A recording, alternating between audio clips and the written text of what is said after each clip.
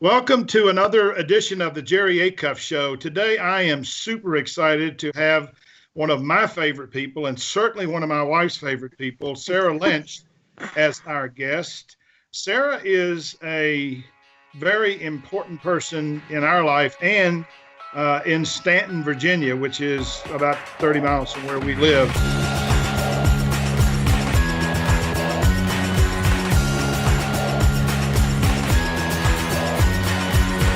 She actually is the owner of Baja Bean in Staunton, Virginia. She's also the organizer and mastermind of what was called the Potter Party, which is sort of a tribute to Harry Potter in Staunton. I think it's now called the Queen City Mischief and Magic. You got it.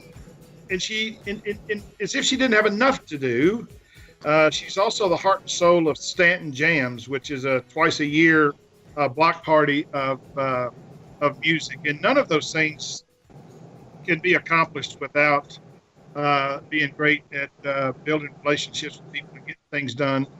And so, anyway, I want to read from the newspaper because this sort of sums up Sarah better than I could. She says, "Sarah is simply a Staunton blessing, a servant leader who makes little noise and gets a lot done.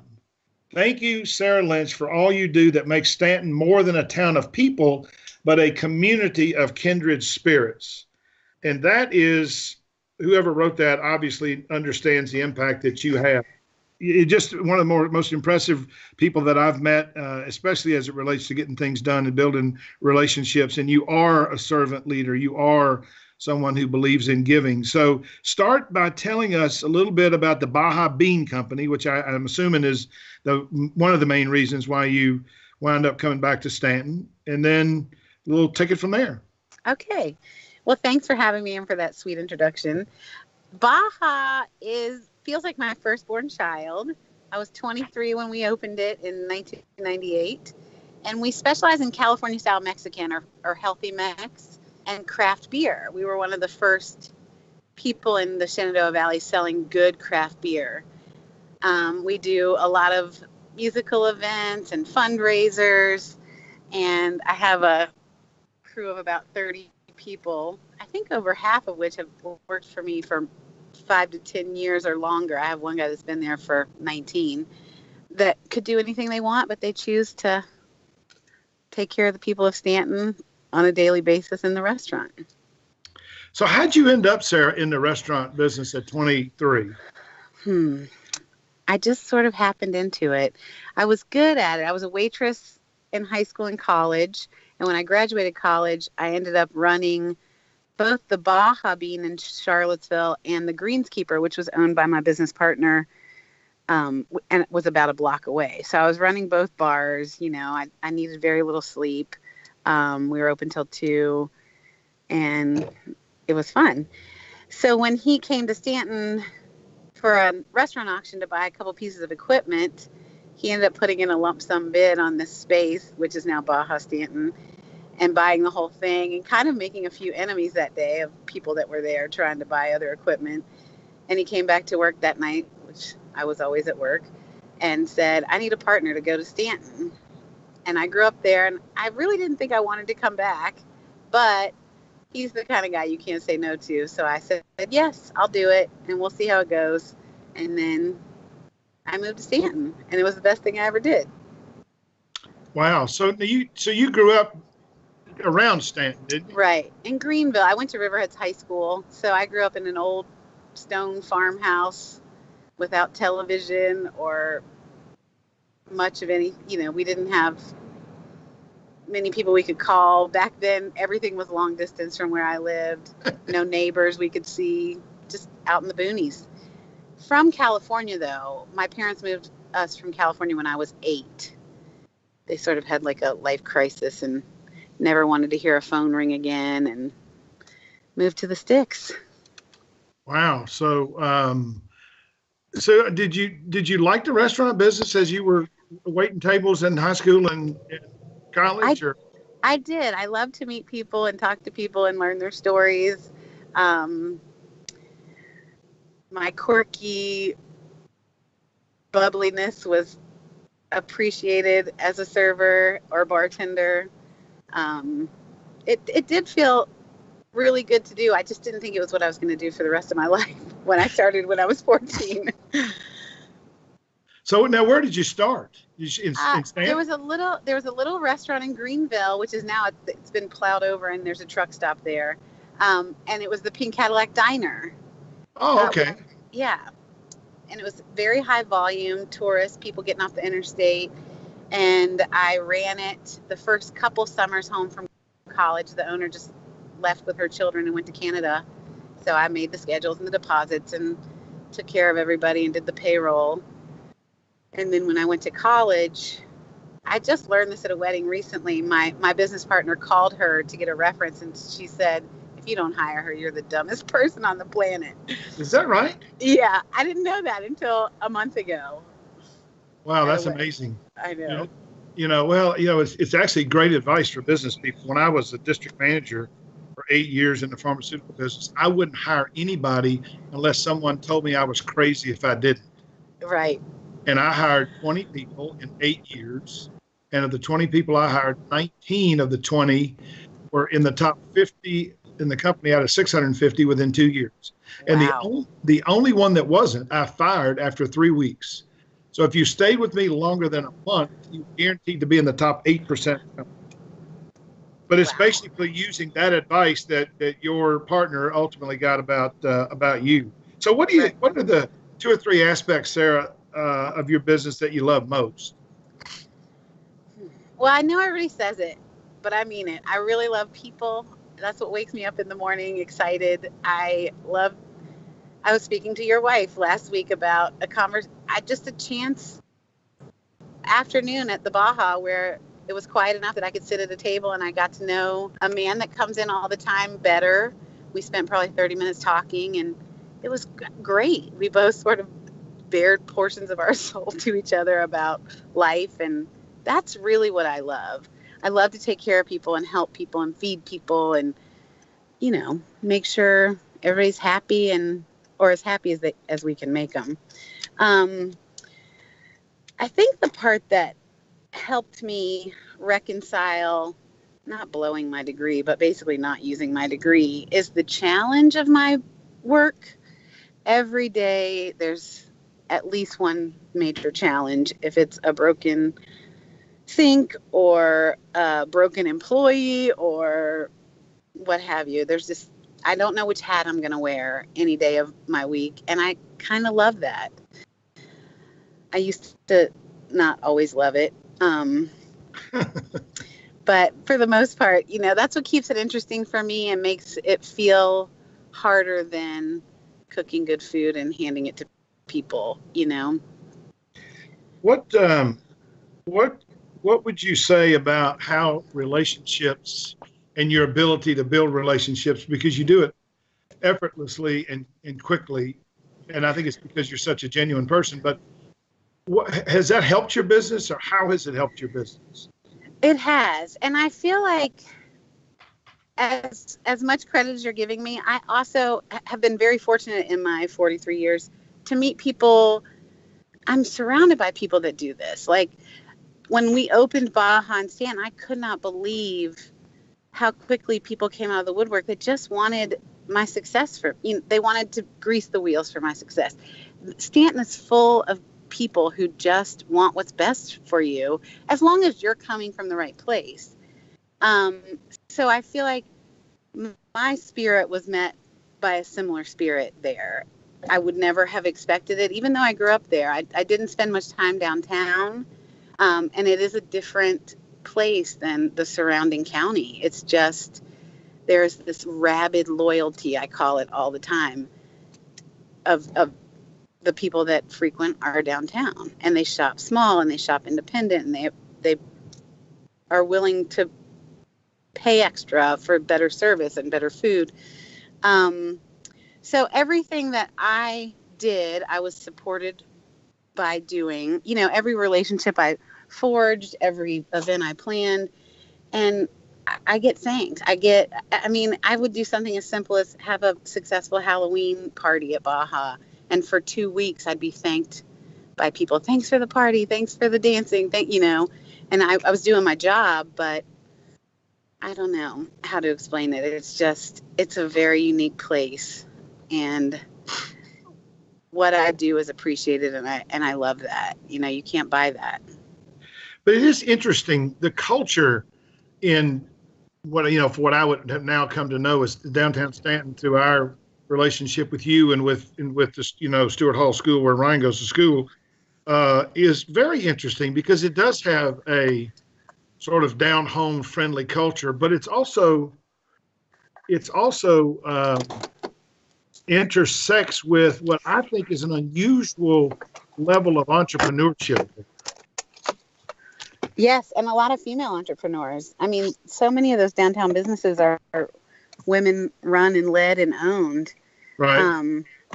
There's networking, I think, that helps some businesses stay successful long enough to really succeed.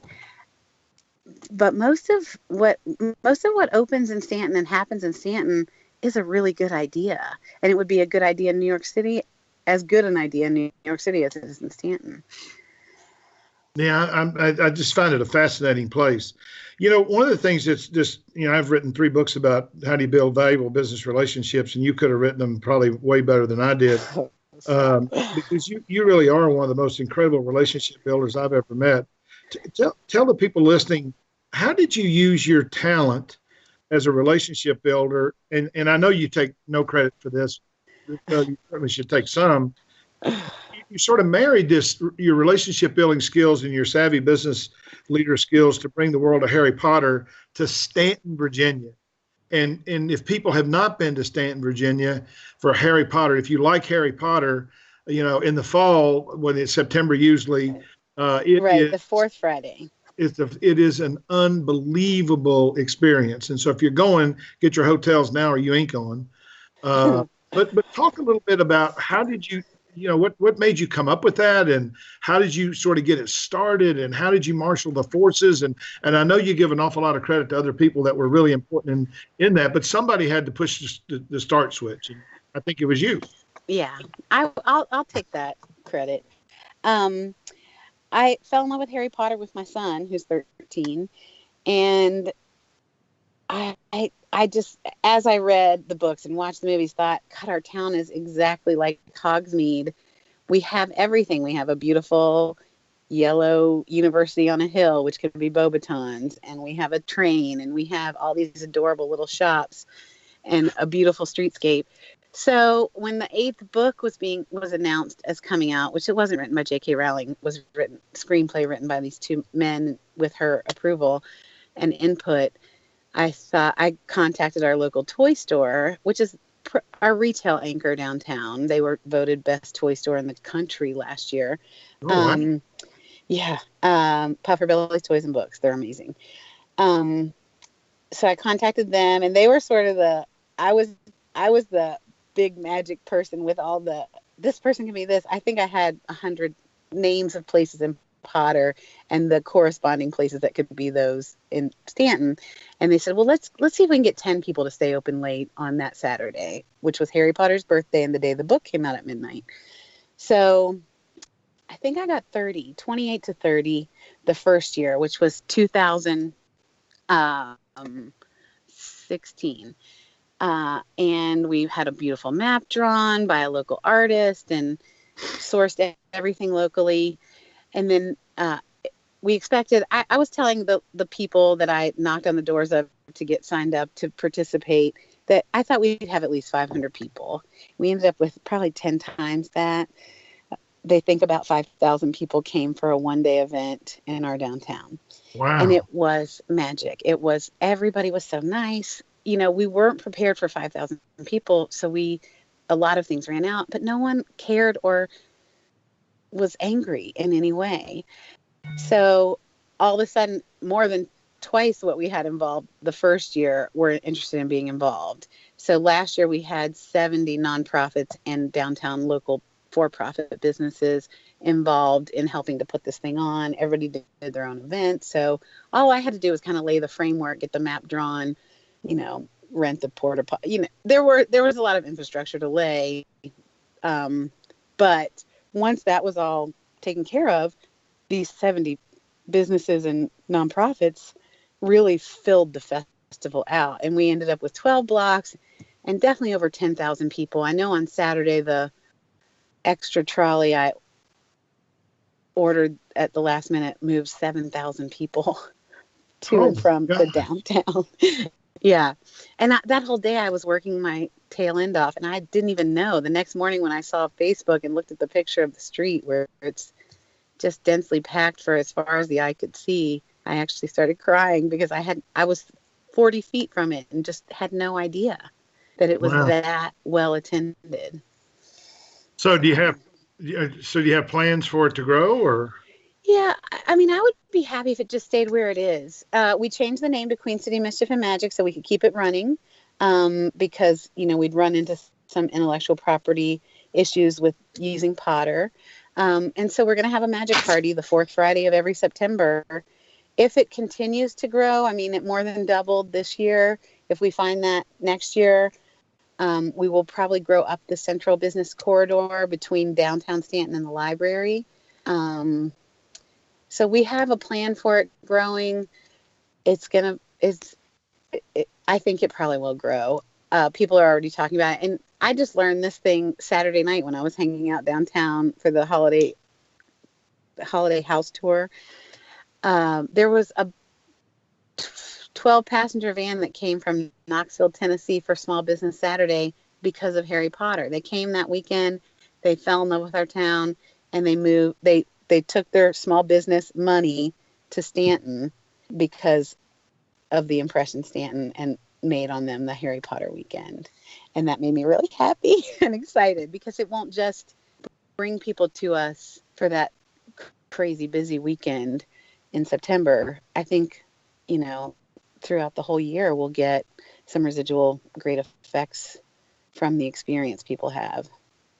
Yeah, I mean, I'd be shocked if you didn't. I mean, because you give people the opportunity to experience the Staunton that you know and love, which is it's a great place. It's magic.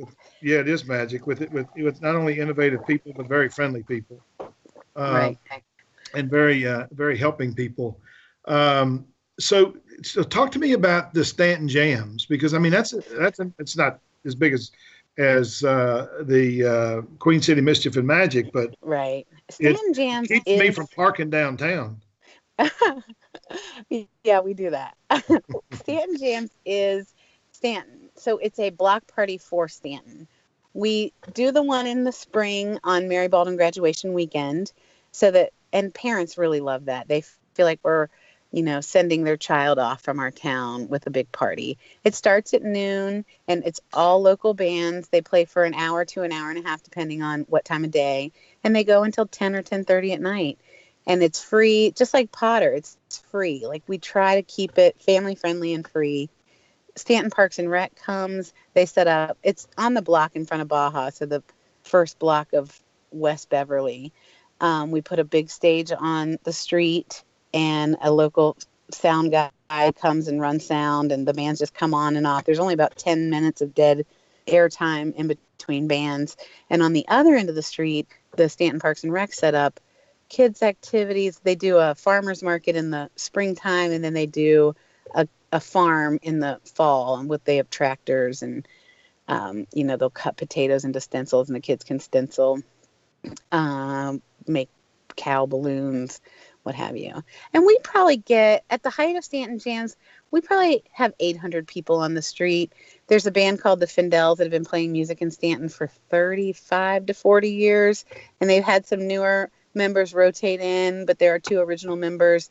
One's a professor at Mary Baldwin. They always close the show, and it's just like happy mayhem out there.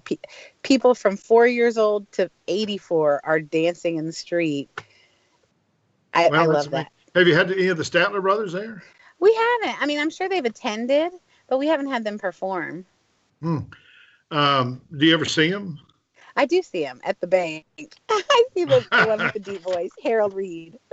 And then my aunt actually has a connection with the youngest one, the new one that came in at the end with the high, sweet voice. Wow, yeah. I love the Statler brothers.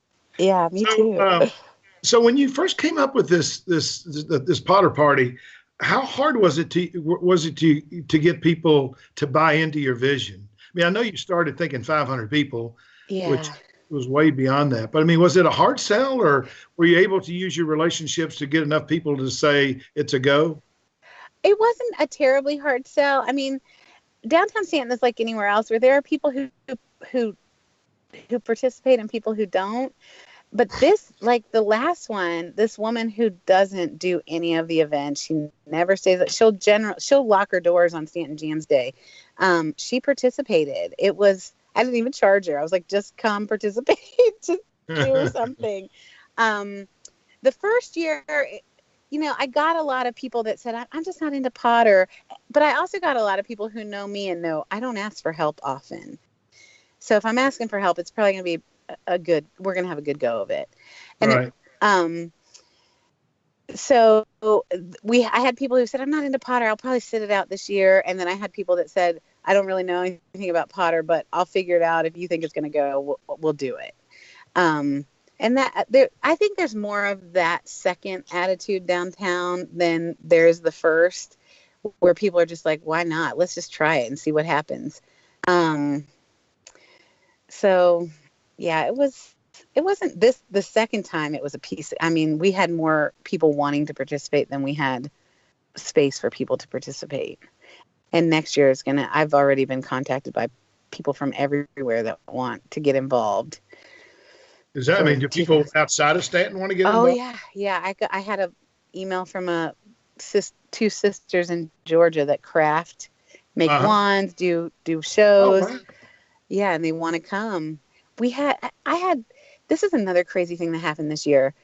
And this is a testament to the Potter people, how responsible they are. I had Wizard Rockers, which is a WROCK. So they're people who have made up Potter songs with lyrics about the Weasleys or Harry that emailed me and said, we would love to perform for your Potter party. And I was like, okay, but I'm going to be really busy at my store. So you won't even this is where you'll be performing and this is what time. I had a woman show up from Washington, D.C., set herself up on the stage, played, took her stuff down, and came to Baja about 3 hours later and had a taco. And I mean, I didn't have to spoon feed these people anything. They just showed up, did their job, and went on. We had the same thing with volunteers. We had about 80 people volunteer to help the visitors, the fans for Potter Party. One was a mother and daughter from Richmond. They knew nothing about our town. And they worked 2 long shifts and they loved it. And they spent the night at another volunteer's house. And they're just self-starters. You couldn't ask for better people to work with or for because they just want to believe in magic and be a part of it. And it's amazing. Let me ask you this.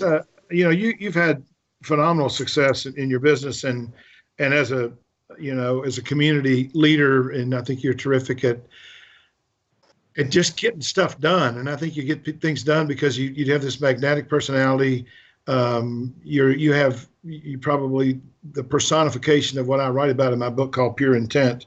If you were advising someone 23 years old that wanted to sort of follow your path, what guidance or advice would you give them about the things that are really necessary to be able to accomplish the things that you've accomplished, and not in terms of anything other than getting stuff done and having the feel that you've accomplished something meaningful? My dad told me, I credit my dad with who I am. I think I was probably 12, or I started working very young. He said, never do anything for money that you wouldn't do for free.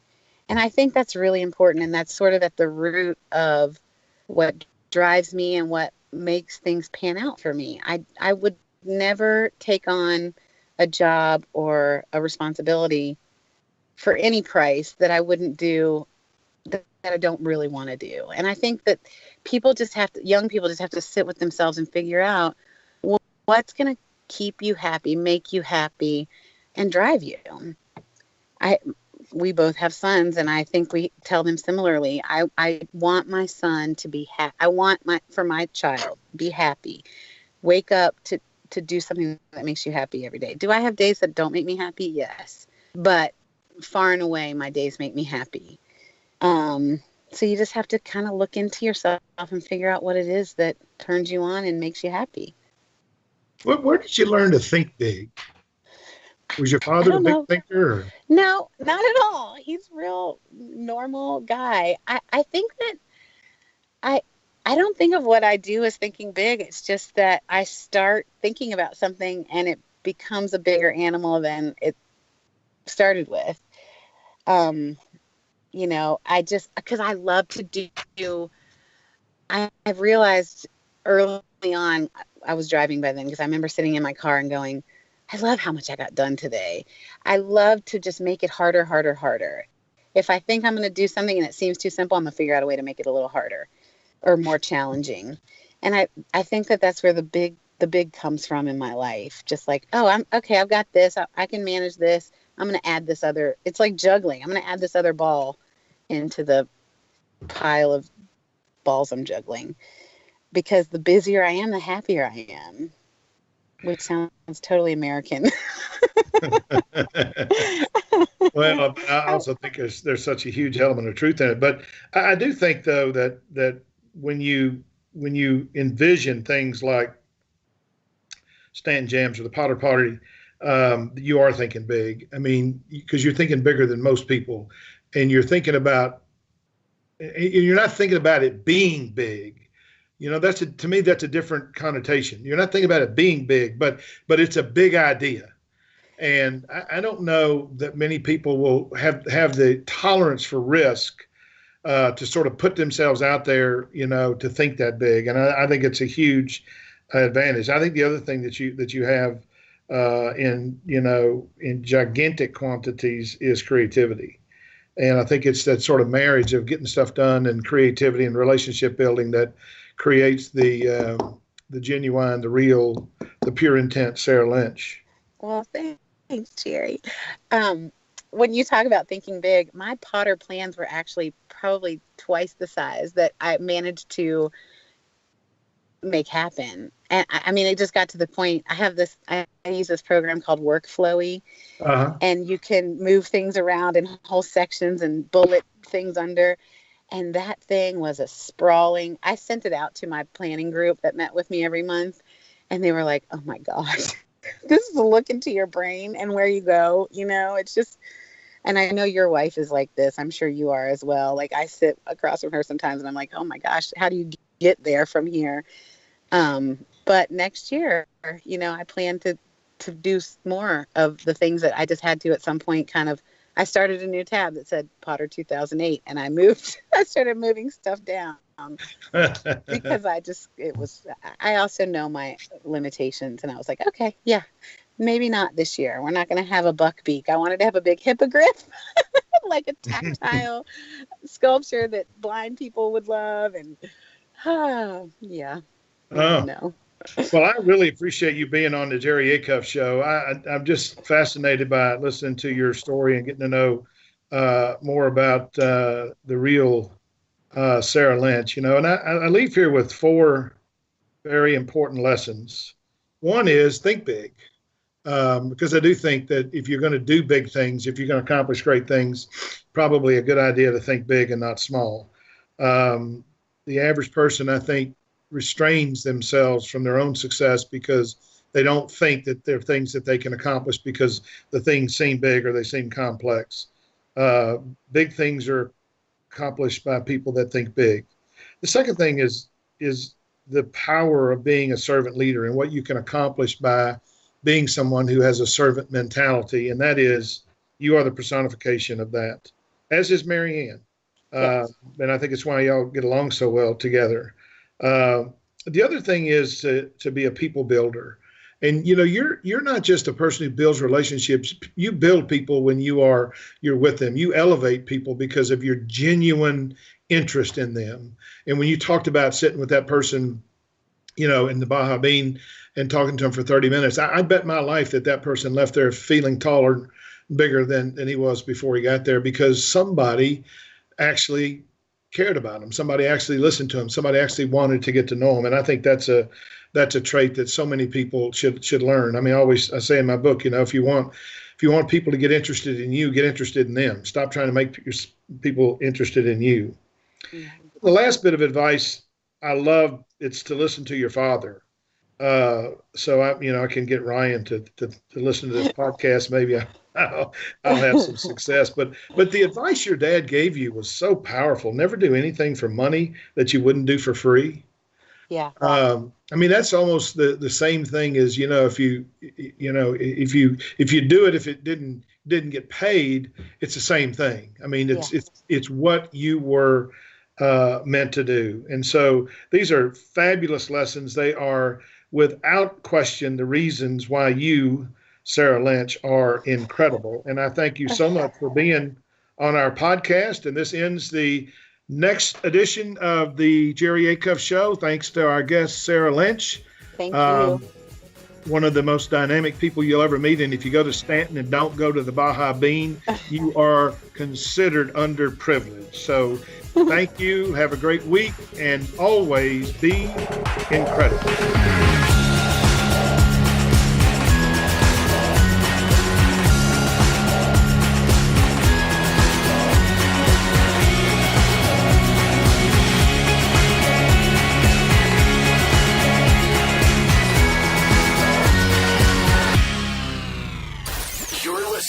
RNCN, the digital destination for premium talk radio.